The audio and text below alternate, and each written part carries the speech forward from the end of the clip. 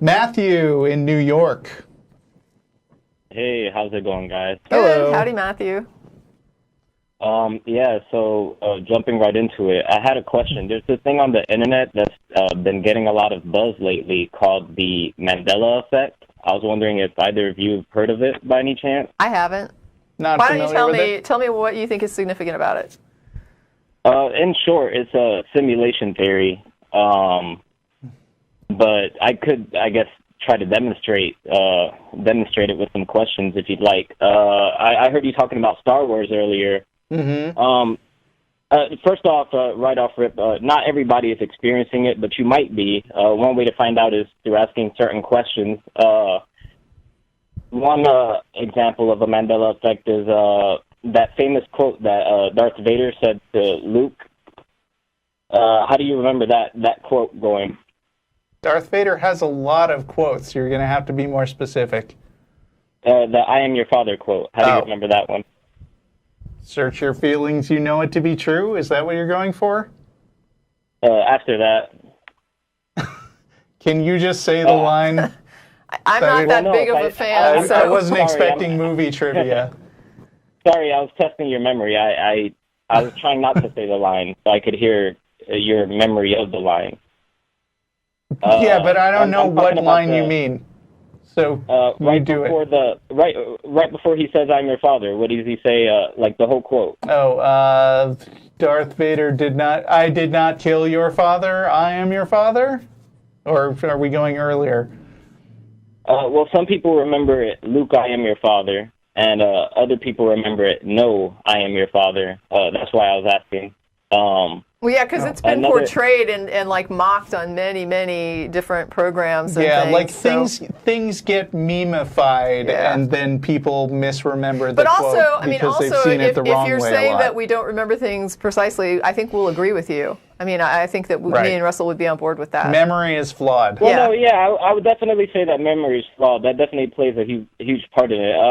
Actually, the reason I was asking about the Mandela effect is because I had a question that tied to that, and it was, if simulation theory in some way turned out to be provable or true, would that somehow in any way affect your belief in God? I guess if there's a code, how do you feel about the idea of a programmer?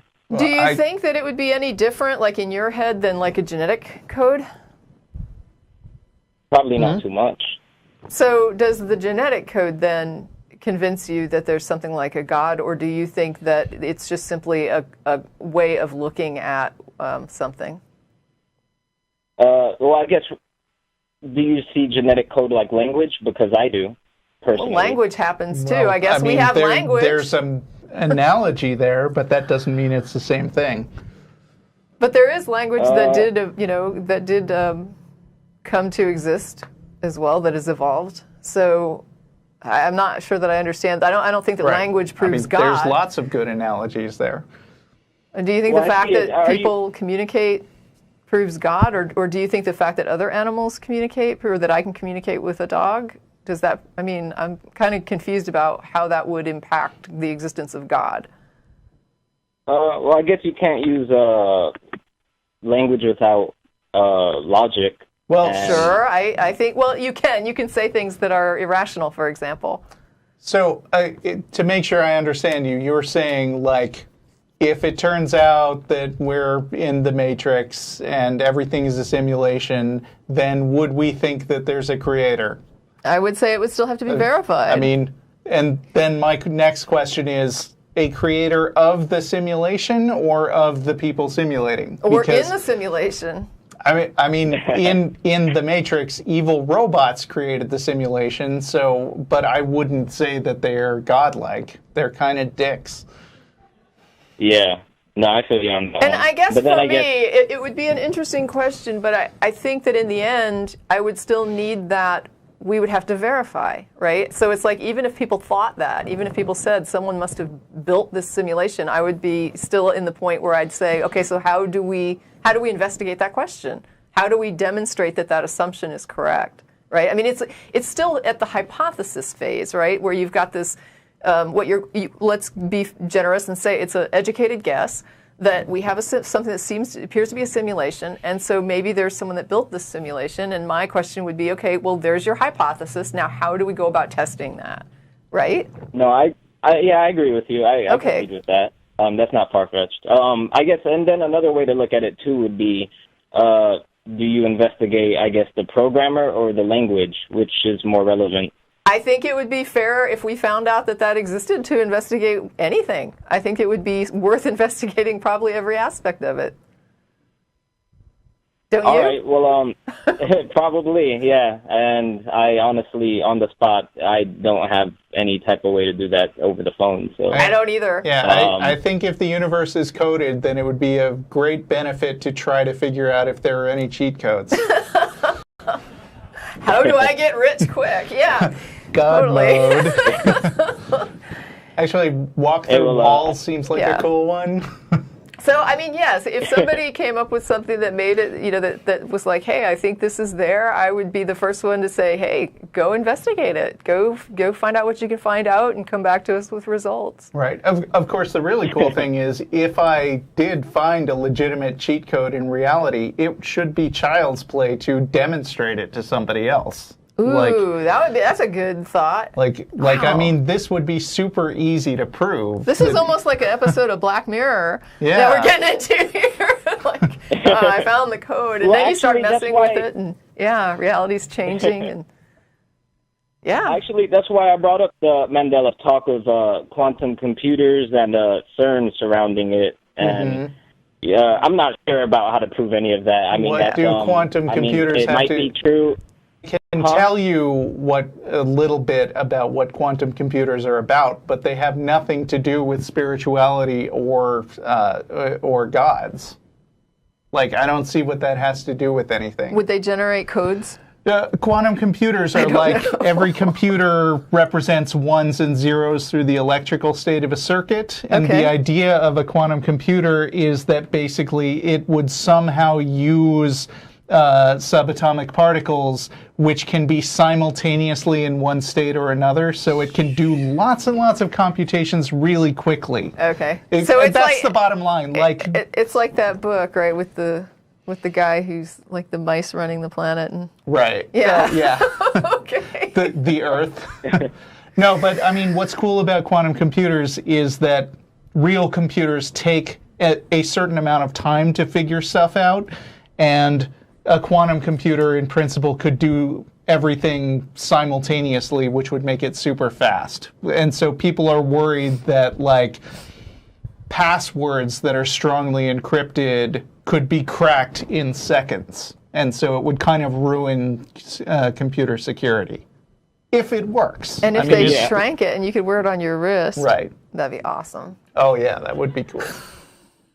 But I mean, somebody would still have to program it. They're not magical. They're just using some physical properties. I think we're just having fun now, Matthew. Yeah.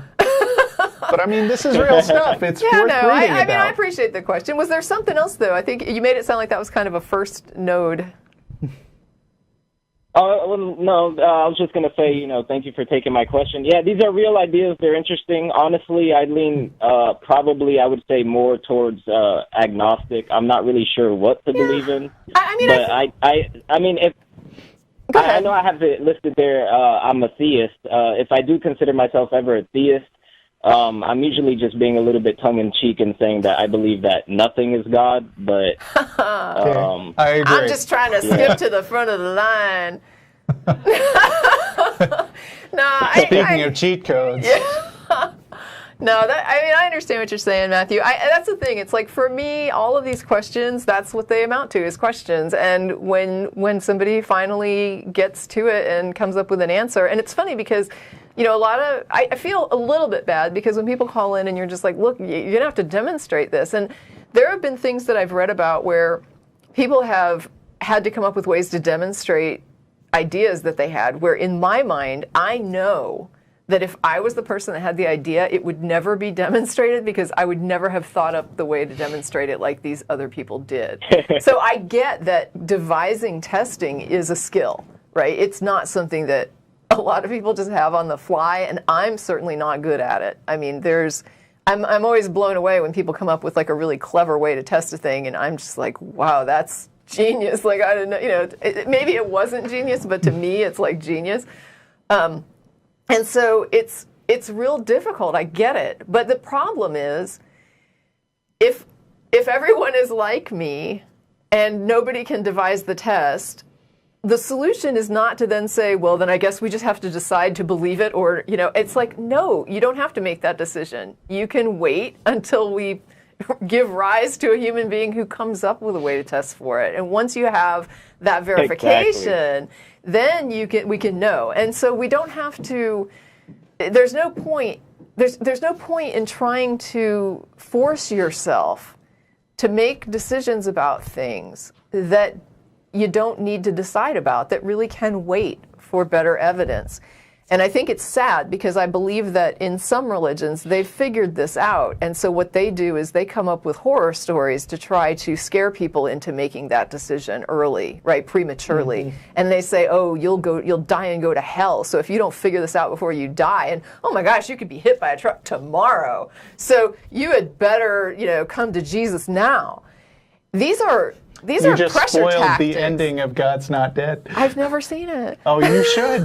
That's okay. I know. You like spoilers. Yeah. That's how it ends. I don't like spoilers. Well, anyway, but the point is, it's a sales pressure tactic, right? It's like, oh, you're thinking of buying this car and you're going to go home and think about it. Well, there was another couple here earlier that was very interested, and I think they just called, and and so it's this way of making somebody make a decision about something because you know that you don't want them to think about it too much or take too much time or wait on this. Now, I don't think that the people putting pressure necessarily know that's what they're doing. I think that maybe they do believe that, hey, that other couple is going to come back and buy this car, and I'm doing you a favor to tell you that so that you can, take advantage of it now.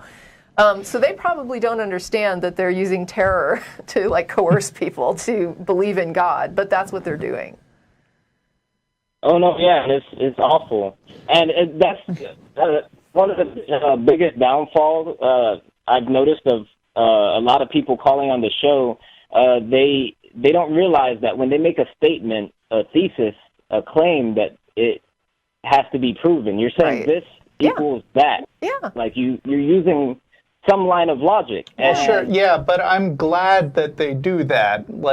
I at least respect that a little more than people who make these weird, vague claims that can't be discussed one way or the other. Yeah. Okay. Well, thanks, Matthew. It's definitely brave. Okay. Appreciate your call. Thank you for having me. Yeah, glad you could call. Have a good Sunday. You too.